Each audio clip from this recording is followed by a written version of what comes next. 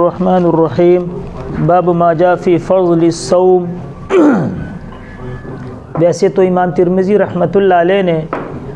باب کے شروع میں بھی ایک حدیث لے کر آئے تھے رمضان کے فضیلت میں، لیکن اس باب کے اندر بڑی بہترین روایات لے کر آئے ہیں اور بڑی عمدہ فضیلت والی حدیثیں پیش کی ہیں امام ترمذی رحمۃ اللہ علیہ نے۔ اور سب سے پہلے امام ترمذی رحمۃ اللہ علیہ نے حضرت ابو ہریرہ رضی اللہ عنہ سے جو روایت ہے حدیث قدسی کو پیش کیا ہے۔ یہ یاد رکھیں کہ شرعیت کے کتنے بھی اعمال ہیں، نماز ہے، حج ہے، زکوٰۃ ہے، قربانی ہے، صدقہ فطر ہے، تلاوت قرآن ہے، ذکر و اذکار ہیں، ان تمام میں ایک قاعدہ یہ ہے کہ 10 سے ثواب شروع ہوتا ہے اور 700 تک جاتا ہے، لیکن 2 اعمال ایسے ہیں، ان میں سے ایک انفاق فی سبیل اللہ ہے، اللہ کے راستے میں خرچ کرنا، اس کا ثواب 700 سے شروع ہوتا ہے۔ اللہ کے راستے میں جو مجاہد یا جو اللہ کے راستے میں نکلتے ہیں تبلیغ کے لیے، یہ بھی ان کے اندر ملحق ہیں۔ اس زمانے کے اندر چونکہ ایمان بہت کمزور ہو چکا ہے تو لہٰذا یہ بھی اسی میں ملحق ہیں، تو اللہ کے راستے میں خرچ کرنے کا ثواب 700 سے شروع ہوتا ہے۔ اور سورہ بقرہ کی غالباً 261 نمبر آیت میں اللہ جل شانہ نے اس کی مثال دی ہے کہ مثل الذین ينفقون اموالهم فی سبیل اللہ کمثل حبۃ انبتت 7 سنابل فی کل سنبلۃ 100 حبۃ واللہ یضاعف لمن یشاء۔ اللہ نے مثال دی ہے کہ ایک دانہ 700 دانے پیدا کرتا ہے۔ یہ مراد ہے کہ مجاہد اور انفاق فی سبیل اللہ، اللہ کے راستے میں خرچ کرنا،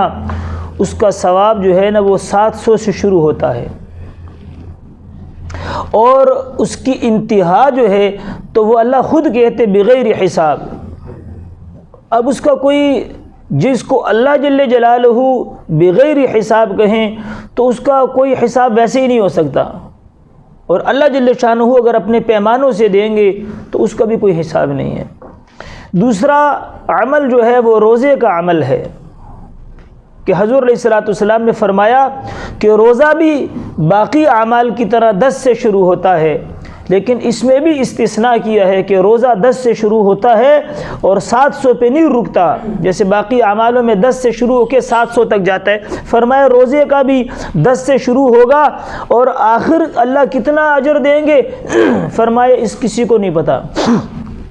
یہ علم کسی کے پاس نہیں ہے کہ اللہ جل شانہ کتنا اجر دیں گے، یہ قیامت کے دن پتہ لگے گا۔ اسی لیے اس باب کے میں آخری روایت جو ہے اسی باب کی حضرت ابو ہریرہ رضی اللہ تعالیٰ عنہ سے ہے۔ آپ علیہ السلام نے فرمایا للصائم فرحتان فرحۃ حین یفطر، کہ روزہ دار کو 2 خوشیاں ملتی ہیں۔ ایک خوشی اس کو افطار کے وقت ملتی ہے، جب روزہ افطار کرتا ہے ایک خوشی وہ ہے۔ فرمایا ایک خوشی اس کو کب ملے گی؟ وفرحۃ حین یلقی ربہ، جب اللہ سے ملاقات ہوگی اور اللہ اس روزے کا اجر بتائیں گے کہ کتنا اجر ہے، تو اللہ کے نبی نے فرمایا ایک خوشی وہ ہوگی جو اس خوشی سے بہت بڑی ہوگی، ایک افطاری کے وقت اور ایک خوشی جب یہ اللہ سے ملے گا۔ تو حدیث قدسی پہلے باب میں بیان کی اور یہ 2 قانون بیان کیے۔ حضرت ابو ہریرہ سے روایت ہے کہ آپ علیہ الصلوۃ والسلام نے فرمایا ان ربکم یقول کل حسنۃ بعشرۃ امثالها الی 700، کہ ہر نیکی کا اجر 10 سے شروع ہوتا ہے 700 تک جاتا ہے، لیکن 2 چیزیں اللہ نے فرمایا، ایک انفاق فی سبیل اللہ، اللہ کے راستے میں خرچ کرنا، وہ 700 سے شروع ہوتا ہے، جہاں باقی اعمال کا آخر اینڈ ہوتا ہے اللہ کے راستے میں وہاں سے شروع ہوتا ہے اور انتہا کی کوئی بغیر حساب ہے۔ اور ایک اللہ جی نے فرمایا وَالصَّوْمُ لِي وَأَنَا أَجْزِي بِهِ، اور روزہ میرے لیے ہے اور اس کا اجر میں دوں گا۔ اب یہاں ایک چھوٹا سا سوال ہے، چھوٹا سا، وہ یہ ہے کہ جب سارے اعمال اللہ کے لیے ہیں، نماز بھی اللہ کے لیے، حج بھی اللہ کے لیے، زکوٰۃ بھی اللہ کے لیے، تو پھر اللہ نے روزے کو کیوں کہا کہ وَالصَّوْمُ لِي، روزہ میرے لیے ہے؟ تو اس کی علماء نے کئی توجیحات کی ہیں، اس کے علماء نے کئی توجیحات کی ہیں۔ ایک توجیہ ان میں سے یہ ہے کہ باقی اعمال میں ریا کا احتمال ہے، نماز پڑھ رہا ہے لوگ دیکھ رہے ہیں، حج کر رہا ہے لوگ دیکھ رہے ہیں،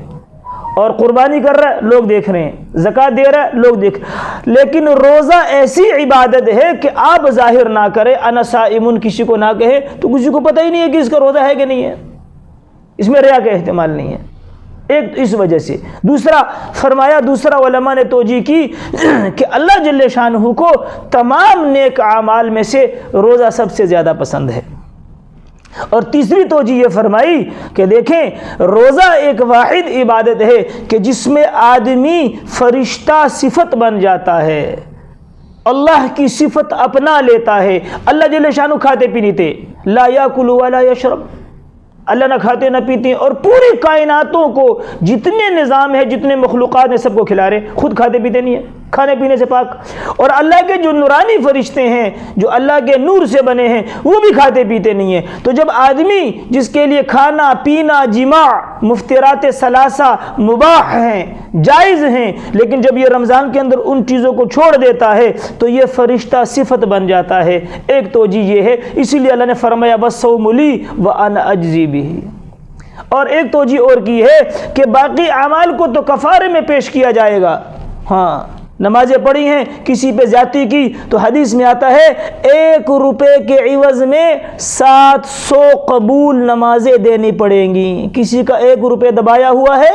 تو قیامت میں اس کے عوض میں 700 دینی پڑیں گی، لیکن فرمایا روزہ کو عوض میں نہیں پیش کیا جائے گا۔ لیکن یہ توجیہ ذرا کمزور ہے، کیونکہ حدیث میں آتا ہے کہ روزے کو بھی تو کفارات میں پیش کیا جائے گا۔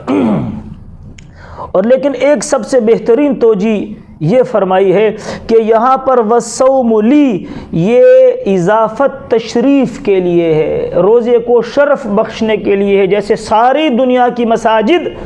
یہ اللہ کے گھر ہیں، لیکن بیت اللہ کو اللہ نے خاص کہا کہ یہ میرا گھر ہے، تو بیت اللہ میں بیت اللہ کی جو اپنی طرف نسبت کی ہے یہ اس کے شرف کے لیے ہے، یہاں پر روزے کو شرف بخشنے کے لیے کیا ہے۔ اور یہ بات بھی یاد رکھیں کہ تمام محدثین فقہا اس کو معروف پڑھتے ہیں وَالصَّوْمُ لِي وَأَنَا أَجْزِي بِهِ، لیکن صوفیہ کرام جو صوفیہ ہیں جن کے مذہب کو اسلام میں نہیں لیا گیا، لیکن ان کی باتیں تقویٰ کے بہت اوپر پیمانے پر ہیں، تو وہ کہتے ہیں کہ اس کو مجہول پڑھتے ہیں، وہ کہتے ہیں انا اجزی بہ، انا اجزا بہ، وَالصَّوْمُ لِي وَأَنَا أُجْزَى بِهِ، کہ روزہ میرے لیے ہے اور اس کے عوض میں میں اپنے آپ کو دیتا ہوں، یعنی کہ میں اپنا قرب نصیب کرتا ہوں، میں تمہیں اپنا قرب دوں گا۔ لیکن محدثین اس کو مجہول نہیں پڑھتے، لیکن اس کو بھی محدثین نے علماء نے لیا ہے کہ یہ معنی بھی ٹھیک ہے کہ روزے کے بدلے میں اللہ اپنا قرب نصیب کریں گے۔ یہاں تک حدیث قدسی ہے، اور اگلے 1-2 جملے اور ہیں۔ حضور نے فرمایا کہ دوسری بات یہ ہے کہ روزہ ڈھال ہے، دوسری بات کیا فرمائی کہ روزہ کیا ہے؟ ہاں، روزہ کیا ہے؟ یہ ڈھال ہے۔ وَالصَّوْمُ جُنَّةٌ مِّنَ النَّارِ، کہ جب آدمی کھانے پینے سے اپنے نفس کو دیکھے، نفس کو سب سے زیادہ مغلوب نہ کھا پی کر کیا جاتا ہے، کہ آدمی جب کچھ کھاتا پیتا نہیں ہے تو نفس بہت زیادہ مغلوب ہو جاتا ہے، بہت زیادہ مغلوب ہو جاتا ہے، اور اطاعت کا مادہ زیادہ ہو جاتا ہے۔ تو فرمایا کہ روزہ مضبوط ڈھال ہے، یہاں پر بھی تنوین جو ہے وہ تعظیم کے لیے ہے کہ مضبوط ڈھال اگر جہنم سے ہے تو فرمایا وہ روزہ ہے۔ اور تیسری بات جو پیچھے آپ پڑھ چکے ہو کہ روزہ دار کے منہ کی بدبو اللہ کو مشک سے زیادہ پسندیدہ ہے، اگرچہ ہمیں بدبو محسوس ہو رہی ہے لیکن اللہ جل شانہ کو کیا ہوگا؟ اس کے بھی کئی توجیحات کی ہیں بعض نے، کہ بعد نے کہا کہ اس بدبو کا جو بدلہ جنت میں قیامت میں ملے گا وہ مشک سے ملے گا، مشک سے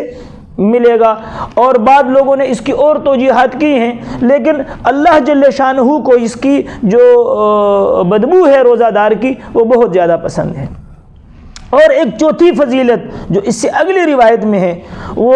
اللہ کے نبی نے فرمایا کہ جنت کے 8 دروازے ہیں، جنت کے 8 دروازے ہیں، اور ایک جنت کا دروازہ اس کا نام ریان ہے۔ ہاں فرمایا وفی الجنت باب یدعا الریان یدعی یا یدعا له السائمون فمن کان من السائمین دخلہ ومن دخلہ لا یظمأ ابدا، کہ ایک دروازہ ہے جس کا نام ریان ہے، اور جتنے لوگ روزہ دار ہیں ان کو ریان سے بلایا جائے گا، یعنی وہ باب ریان سے داخل ہوں گے، اور جو اس سے داخل ہوں گے ان کو کبھی پیاس نہیں لگے گی۔ اب یہاں پر 1-2-3 اعتراضات ہیں، ان کو سمجھ لیں۔ پہلا اعتراض تو یہ ہے سوال کہ جنت میں تو پیاس ہے ہی نہیں، جنت میں تو پیاس